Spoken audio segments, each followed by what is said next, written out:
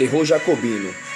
Para muitos historiadores, a Revolução Francesa fez parte de um movimento revolucionário global, que começou nos Estados Unidos em 1776, atingiu alguns países como a Inglaterra, Holanda, Bélgica, Itália, Alemanha, chegando até a Suíça e culminando-se na França em 1789, com um caráter mais violento.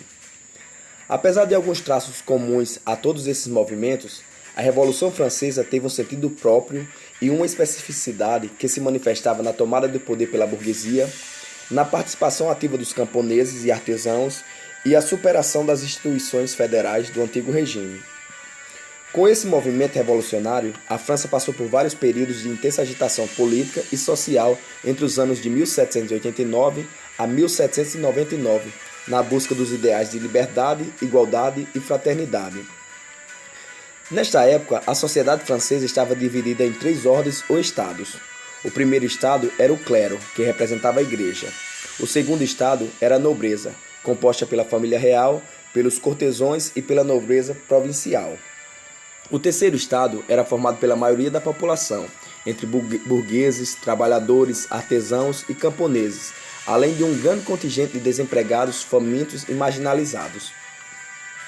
Entre as causas da Revolução estão: o clero e a nobreza tinham uma série de privilégios, entre eles o de não pagar impostos, redução da oferta de alimentos devido à concentração das terras nas mãos de poucos, a seca que dizimou as safras agrícolas, elevando de forma assombrosa os preços dos gêneros agrícolas, a fome que assolava os franceses, a França empobrecida com os resultados desastrosos da Guerra dos 7 Anos contra a Inglaterra, colapso financeiro e dessacralização da imagem do rei Luís XVI. Diante desses problemas, houve a convocação dos Estados Gerais. A convocação dos Estados Gerais nada mais é que a convocação de uma Assembleia Legislativa com deputados representantes dos três estados, clero, nobreza e representantes do terceiro estado. A população reclamava modificações na cobrança dos impostos. Em meio à discussão, o terceiro estado moveu uma forte campanha exigindo que a votação fosse por pessoa e não por estado. Clero e nobreza reagiram e já no começo dos trabalhos dos Estados Gerais, no mês de maio de 1789, o rei Luís XVI decidiu que a votação continuaria sendo feita por estado e ordenou o fechamento da Assembleia dos Estados Gerais.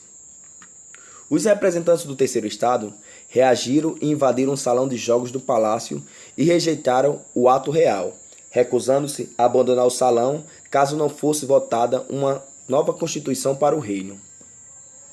Em 14 de julho, grande número de populares, incluindo mulheres, tomou a prisão da Bastilha, um dos símbolos do poder real. Para garantir o poder da Assembleia Nacional Constituinte, os deputados decidiram criar um exército revolucionário, a Guarda Nacional, organizando as milícias populares. Nesse período existiam três facções políticas: os girondinos, que representavam a burguesia comercial e industrial, o grupo da planície, composto por grandes banqueiros que agiam de acordo com seus interesses imediatos, ora apoiando os girondinos, ora apoiando os jacobinos, e os jacobinos, que representavam a pequena burguesia e as camadas populares e desejavam aprofundar a revolução. Seus principais representantes eram Marat, Danton e Robespierre. Período jacobino, também conhecido como Revolução Popular, fase radical ou simplesmente terror, foi a fase da Revolução Francesa mais violenta e radical. Liderada pelos jacobinos e com grande participação das camadas mais pobres da população, durou de 1792 a 1794.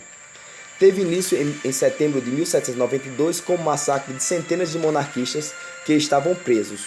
O massacre foi comandado pelos jacobinos. Em 1792, os revolucionários jacobinos lideraram uma revolta popular que tirou Luís XVI do trono e demitiu todos os ministros da França. Os jacobinos usaram o poder para declarar o rei Luís XVI culpado de traição e condená-lo à execução na guilhotina. O mesmo aconteceu com sua esposa Maria Antonieta.